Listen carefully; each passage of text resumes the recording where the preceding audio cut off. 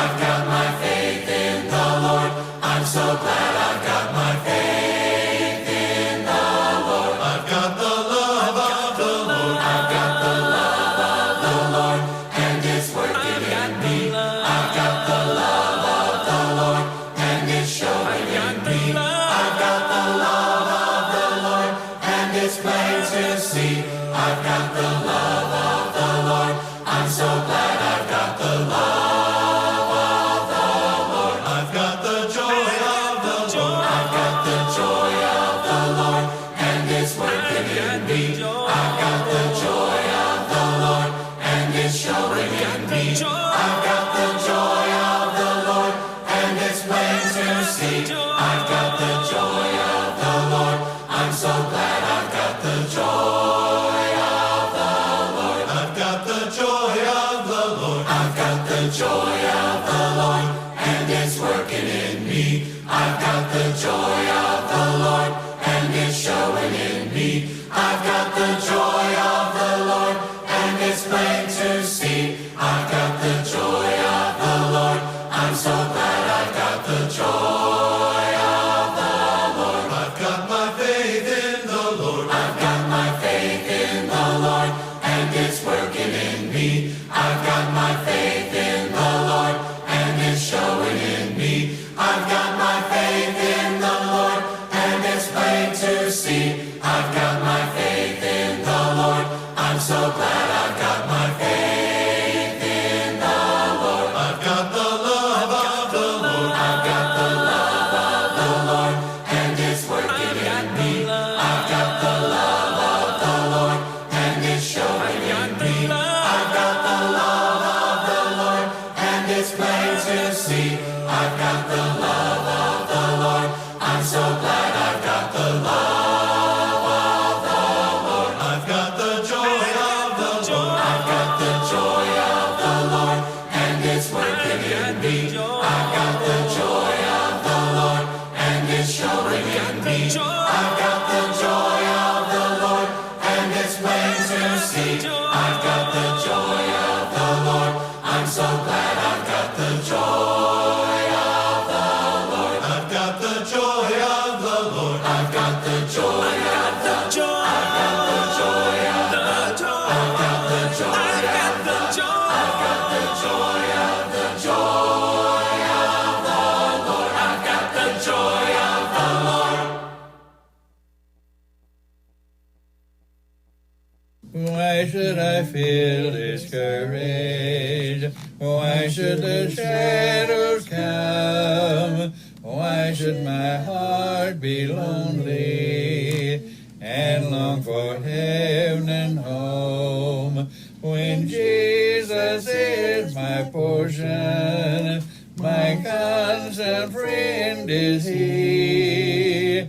His eye is on the sparrow, and I know He watches me.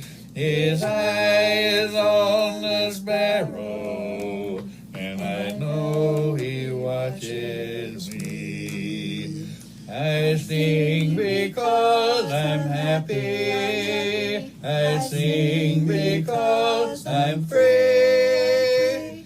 For His eye is on the sparrow, and I know He watches me. Hello, my name's Clint McElroy. Today we'll be in 1 Chronicles, chapters 1 through 9. We will be having assembly today at 10 a.m., so please join us if you can. We'll have masks available at the door for anyone who needs one. We want to promote this English Standard Version Bible from the World Bible School. If you would like one of these, please contact us at the church office and we'll arrange to get you one. We have a lot of stuff to cover today, so I want to jump right into it. Chronicles are a little bit different book. It was written after the captivity, as the people who had been taken into captivity were going to go back to Jerusalem. And they give authorship to Ezra generally. Now there's some stuff that presents itself in the Chronicles that are not consistent with that. And to me, looking at Chronicles, it's probably a compilation of many authors' work under the direction, very likely, of Ezra initially, but over time it was completed by others who edited certain information in it for the purpose of having a broader record than it initially started as. In comparison, a lot of people believe that Samuel wrote Samuel and Kings, but of course he wouldn't have been able to write Kings.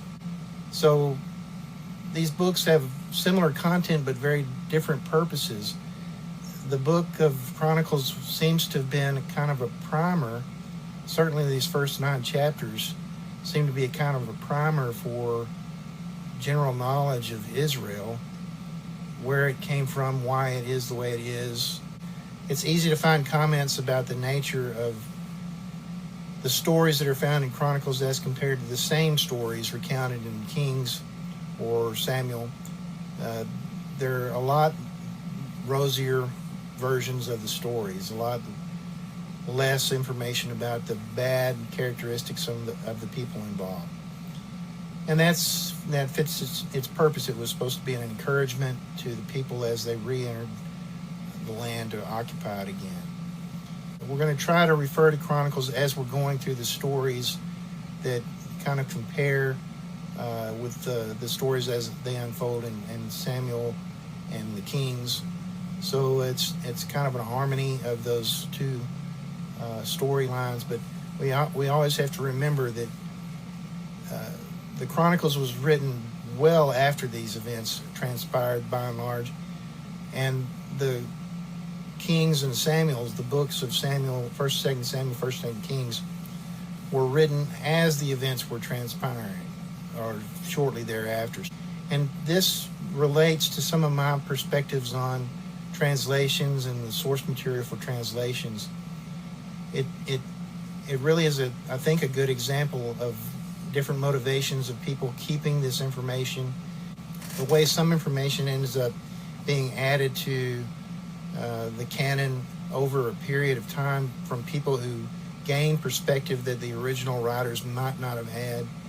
When we look at modified transcripts from later times, we're seeing someone's educated perspective on the nature of that piece. This is, again, my opinion. Give some consideration to the efforts of whatever individual that was, whenever they did it, to provide more information than was originally there. Certainly Ezra, or whoever was organizing the groups returning from captivity, would have had to compile information from many different sources in order to provide an overall view of their historic significance to the peoples as they returned.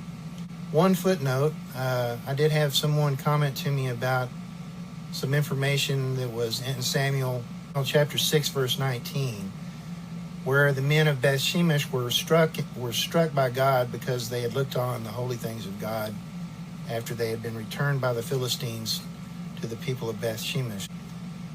It says that God struck 70 men in the English Standard Version. In the New King James, it says 50,000 and 70 men. So the problem is with the 50,000 component of that number. 50,000 was an extremely large group of people for that period. 50,000 would have been the size of the contingent of armed warriors that a tribe could submit to the kingdom's army at later points. So this is an extremely large number of people. So another translation of that 50,000 men in this part of the passage is 50,000 oxen. It's highly unlikely that it was 50,000 plus 70 men, and the number is separate and apart from the 50,000. So I believe in the original language it's 70, and then there's another word there that is either 50,000 men or 50,000 oxen. It's just my opinion, is the English Standard Version probably has it correct, that it was likely 70 men of that local population that were stricken by God, and the 50,000 must be something else. Now back to Chronicles. In In First Chronicles chapter 1, I will read just a portion here because I do like to have some content of Scripture. I'm going to read the first portion of chapter 1, verses 1 through 27 out of the English Standard Version. Adam, Seth, Enosh, Kenan, Mahalalel, Jared, Enoch, Methuselah, Lamech, Noah, Shem, Ham, and Japheth. The sons of Japheth: Gomer, Magog, Madai, Javan, Tubal, Meshach, Tiras. The sons of Gomer: Ashkenaz, Rephath, and Togarmah. The sons of Javan: Elishash, Tarshish, Kittim, Rodanim. Verse 8. The sons of Ham: Cush, Egypt, Put, and Canaan. The sons of Cush: Sheba, Havilah, Sabta, Ramah, and Sabtika. The sons of Ramah: Sheba and Dedan. Verse 10. Cush fathered Nimrod. He was the first on earth to be a mighty man. Egypt fathered Ludum, Anamim, Lehabim, Naphtuhim, Pathrushim, Casluhim, from whom the Philistines came, and Kephtorim. Verse 13. Canaan fathered Sidon, his firstborn, and Heth, and the Jebusites, and the Amorites, and the Girgashites, the Hivites, the Arkites, the Sinites, the Arvadites, the Zemarites, and the Hamathites. Verse 17. The sons of Shem: Elam, Asher, Arphashad, Lud, Aram. The sons of Aram: Uz, Hul, Gether, and Meshach. Arphashad fathered Shelah, and Shelah fathered Eber. To Eber were born two sons. The name of one was Peleg, for in his days the earth was divided. And his brother's name was Joktan. Joktan fathered Almodad, Sheleph, Almodad, and Sheleph, Hazar, Maveth, Gerar, Hadoram, Uzal, Dikla, Obal, Abimael, Sheba, Ophir, Havilah, and Jobab. All these were the sons of Joktan. Verse 24. Shem, Arphashad, Shelah, Eber, Peleg, Ru, Serug, Nahor, Terah, Abram, that is Abraham. So you hopefully can gather why I don't want to read through this whole 9 chapters in any way, form, or fashion in an open, documented format. I would just, I'm sure I said something foul in saying some of those names. While I find it interesting because I recognize some of these names, the names became names of nations and the names of towns. There are a lot of names that are just here because they happen to be family members. And it's interesting to me that the Hebrews kept all of that information. They had all this information. They knew who everybody was and where they came from. It was a thing that they had documented even to this point of their captivity as slaves under a foreign people. They had this same information. And it talks about in some of the passages in these first 9 chapters about of the sources of the genealogies. They had kept these as individuals. Some of the groups kept their own family genealogies. Some of the towns had their own genealogies. And apparently as they were taken into captivity, they kept all that stuff with them. So we just saw from Adam to Abraham. The last part of chapter 1 talks about the family of Abraham to Jacob. And these include the families of Ishmael and some of the family of the sons of Keturah. And then we also hear about the sons of Esau and how they fit into the storyline. And it describes how some of these became the peoples of the land, even talking about the kings of Edom. And there's a lot of similar names, so that's one little trap of looking at the genealogies. The names were not unique, although they're very unique sounding. There were men with the same name in different generations, and this becomes very confusing, and it's a point of note in one of the later chapters that I want to point out, because I spent a lot of time reading. Well, we'll get to that story in a little bit. In chapter 2, we see a genealogy of the family of David, starting with the family of Judah. And it pulls no punches. It does describe the failures of Judah's eldest son, which are well documented, and the story of Judah and Tamar. And it talks about how Tamar's sons are in the lineage of the first sons. And in verse 11, we see Boaz, and that's the Boaz from the story of Ruth, described there. And we see Obed is the father of Jesse, who was, of course, the father of David. And then we have the description of all of David's brothers, which is, I don't believe that's found in the other passage, and we, of course, will cover that soon. But we know that of the sons of Jesse, all of them were looked upon by Samuel when he was going to choose the king. And after all had presented themselves, Samuel says, "Isn't there anybody left?" And of course, David was out in the field, so they called David in, and David was the one. So I just want to point out that there's a lot of story here, and specifically in chapter 2, there's stories here that are described in part, and it makes you wonder, where's the rest of that story? And I'm gonna have a lot of those, because one of the things about these first 9 chapters is that there's obviously source material that the writers are drawing from that we do not have, and that source material is of extreme interest to me. This is it's really amazing, some of the details that they're pulling out, and they're finding these details somewhere years later, and this was preserved into the captivity and found and recounted to the writers of this section.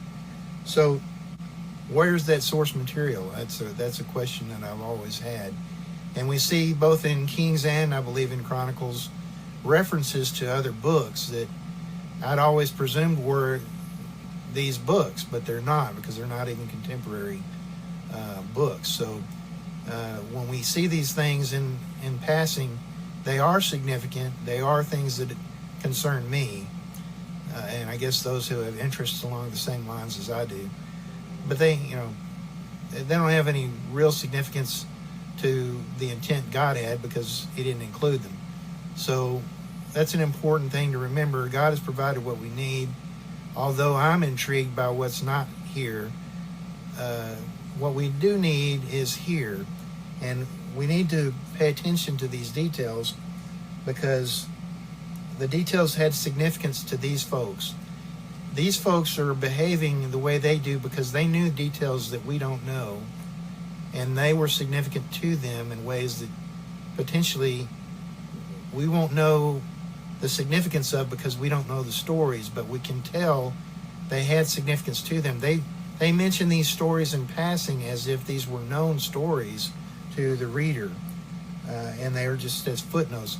As I am putting a footnote about about Boaz being included in this passage here, they had references here in these passages they understood well, and we only understand a very few of them that we can read about in the other books that we do have. So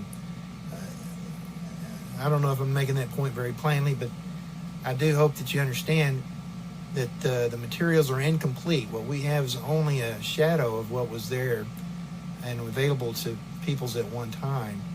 But our understanding is not a shadow. Our understanding is actually better of these events and their significance to God's plan than these people had. So late in chapter 2, there is an interesting little passage in verse 50. These were the descendants of Caleb, the sons of Hur, the firstborn of Ephrathah. Shobal, the father of Kiriath-Jearim, Salma, the father of Bethlehem, and Hariph, the father of Beth-Gader. So we read about Kiriath Jearim in 1 Samuel last time, and we know what Bethlehem is. I think this is the same Bethlehem. It could be the other Bethlehem, but these names of individuals become names of cities later on. So in chapter 3, we have the descendants of David specifically. Talks about the sons that were born to him in Hebron. So if you know the story of David, which we haven't covered yet, but David spends various aspects of his life in different circumstances as he is waiting to be made king over Israel by God, waiting for the death of Saul. He's living his life in different locations and having the experiences of life unfold to him in those places. So it describes the family members of David in detail, the family of Solomon, including Rehoboam, as we've noted before, and several of the other kings. And this is the listing of kings being the sons of other kings. This is an interesting thing. So in some places, we see listings of children of men, and they're showing lists of brothers, siblings of the same generation. And in other places, we're seeing the sons of sons of sons of sons. So we're seeing generations mentioned in lists, and it's very difficult to tell the difference for me. It is very difficult to tell the difference between a listing of brothers and a listings of sons of sons of sons. And so perfectly understandable to be confused by that and not enjoy having to go through all that. In chapter 4, it repeats some of the information about the family of Judah. It goes on and describes the family of Simeon.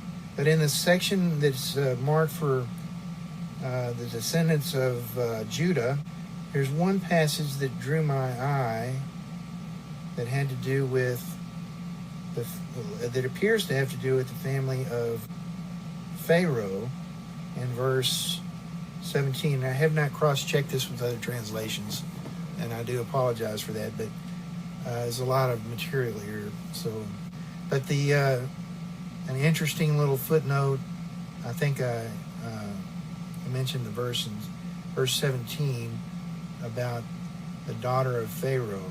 And this is, of course, the family of Judah, so this wouldn't be Moses' family.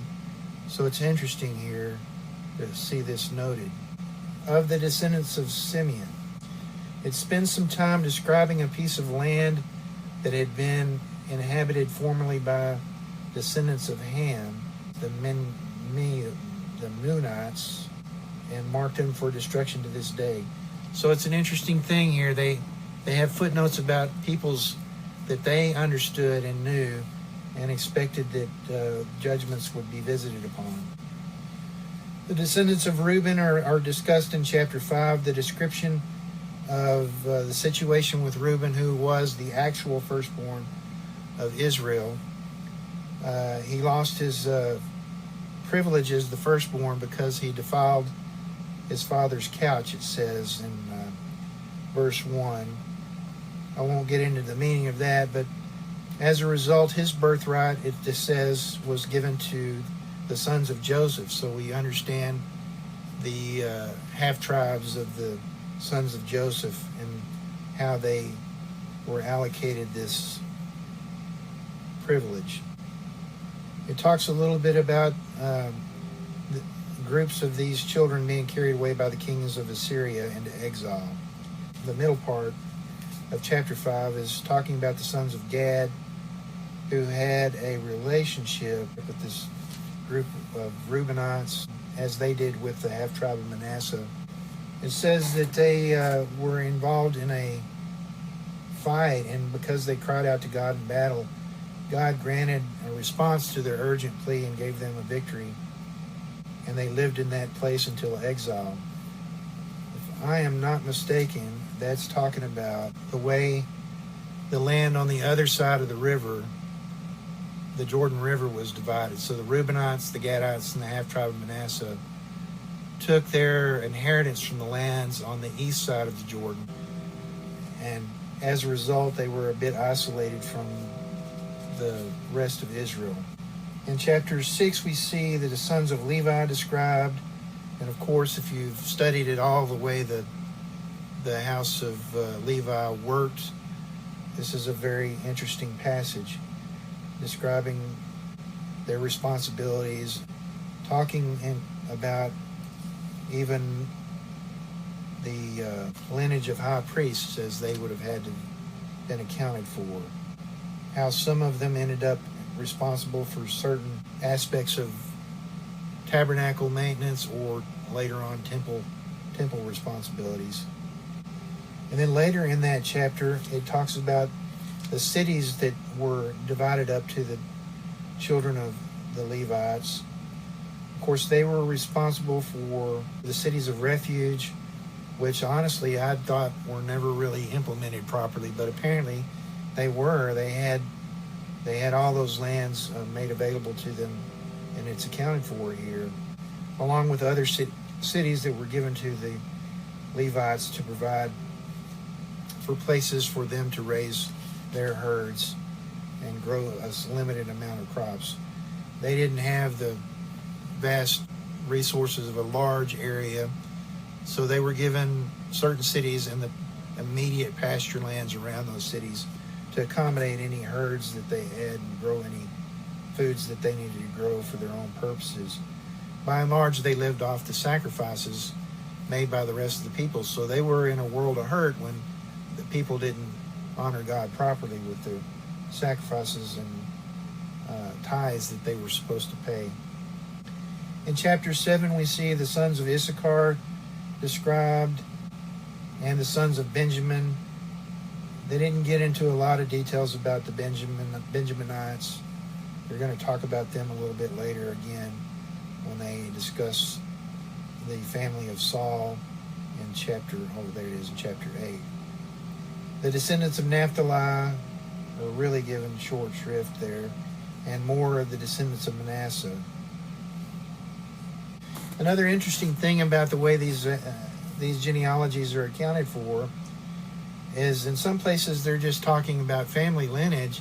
In other places they're talking about almost a census of the numbers of men that were available to be supplied as warriors at different points. And I'm not sure the significance of that. It goes on in chapter 7 to discuss the descendants of Ephraim, which was the other half-tribe. And I may be misusing the term half-tribe. So the sons of Joseph were two sons, and they received a separate inheritance, a double portion, if you will. The double portion would have been the double portion intended for the firstborn, which should have been Reuben, but Reuben abused his place in the household of Israel. The term half-tribe, I don't know if it's necessarily because Joseph's son was Manasseh and then Ephraim, or if it's because they split. So I'm looking at a map from another study Bible of the 12 tribes where they landed. Of course, this is just some artist representation here. But the tribe on the east side of the Jordan River, and then the tribes on the west side, there was a group of the tribe of Manasseh on the east side and a group of the tribe of Manasseh on the west side. But Ephraim was strictly on the west side. So in that regard, I don't know the exact rationale from the use of the term half-tribe, but it's used here, if I'm not mistaken. Yes, in verse 23 of chapter 5, members of the half-tribe of Manasseh lived in the land. But it's not used in reference to the tribe of Ephraim. So I've used that myself in the past. So if you hear me say something to that, it's born out of my own ignorance. It's not because this is not something that's probably known. I just don't know it. And it just occurred to me that I might be using that term incorrectly. So there are some famous towns mentioned there, including Megiddo is mentioned as one of the towns involved in those areas that belong to Ephraim. And finally, in chapter 7, there's the descendants of Asher. On into chapter 8 is a review of the family of Saul, and it really goes back over the sons of Benjamin again. I'm not sure why in such a short period, why they wouldn't have taken the section from, this is actually the first of two times this question comes up. But the sons of Benjamin are described in chapter 7, starting verse 6, and then they're repeated, at least in part, again in chapter 8, verse 1. And it goes on and tells more of the story there, bringing us right down to the time of Saul in verse 33. Now this is the second time. So here in chapter 8, starting in verse 29, we get into a section here of the description of a certain group of Benjaminites. I'll start in verse 29. Jeiel, the father of Gibeon, lived in Gibeon, and the name of his wife was Maacah. Verse 30, his firstborn son, Abdon, then Zur, Kish, Baal, Nadab, Gedor, Ahio, Zeker. And Mikloth, he fathered Shemaiah. Now these also lived opposite their kinsmen in Jerusalem with their kinsmen. Now that'd be all right. And what he's talking about here are a list of siblings, the children of Jael. But in verse 33 it says something odd. It says, Ner was the father of Kish. Nowhere in that list prior do we read the name Ner. So I spent several minutes, I'm not going to tell you how long I actually spent because it's quite embarrassing, going back looking for Ner in these lists of names.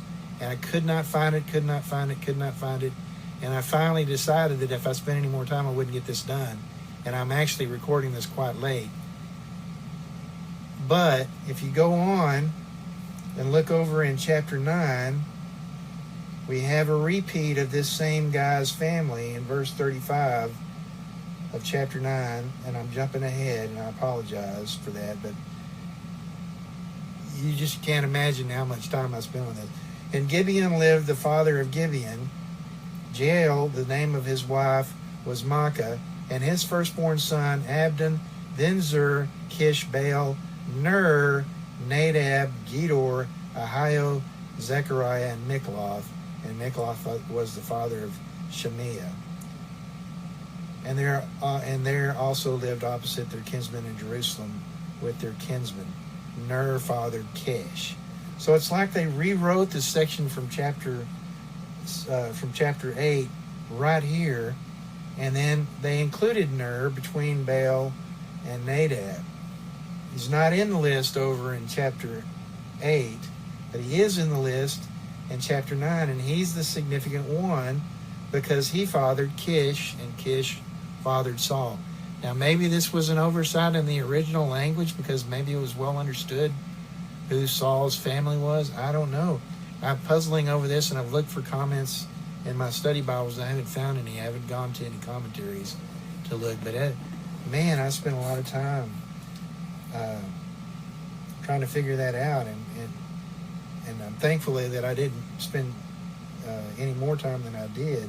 In the first part of chapter 9, we see that a reference to what I was talking about earlier. Verse 9, chapter 1, so all Israel was recorded in genealogies, and these are written in the book of the kings of Israel. Well, that's not the book of Kings that we have, because these are not all written down in the same way there that they are here, and they're not written in this detail. So this book of Kings that it mentions here, personally, I believe is not the book of Kings, 1st, 2nd Samuel, 1st and 2nd Kings that we look at now. And I could be wrong, but I puzzled over that for quite some time, going back and forth and trying to find the references to be consistent, and I don't see it. But going on here, it talks about how some of the people returned into Israel, and it would almost be worth spending some time looking at that. But it is just it's a lot of names of some significance. I shouldn't say there's no significance. There are significant names here, but this is the time of the restoration of the people from captivity. And for some reason, it stops. This looks like a good place for chapter boundaries, but they don't put a chapter boundary there. They instead leave this repeat of Saul's genealogy in this section right before chapter 10, where the story of the end of Saul's reign is recorded. So this is where we'll stop for now. We'll go back to Samuel next week, and we'll look at this part about Samuel and Saul starting, and this is going to be several weeks study. But when we reach the end of that period, we will return to Chronicles and try to continue to keep pace with the story as it unfolds in 1st and 2nd Samuel, with the story as it unfolds in Chronicles. I hope you found something interesting and encouraging from this study today. I have to admit, I enjoy looking at the genealogies. When I was younger, a child, the names were interesting to me just because the names were used in other cultural references. A lot of these names are what end up being names in science fiction shows. Star Wars borrows heavily from these names. But I'm a science fiction fan, if you haven't noticed from the stuff that I have. I hope you found something interesting, something that would at least keep you from yawning to death and covering this material. It's a difficult section to read because it is so incredibly long. It is a deal breaker for a lot of people when they pick up the Old Testament and start reading through those genealogies. It's very discouraging because it doesn't make a lot of sense. It's kind of like listening to people talk about other people's families and trying to figure out who's related to who and why anything happens. But we will be having our assembly today at 10 a.m. I hope to see you there. I hope you have a great week. God bless.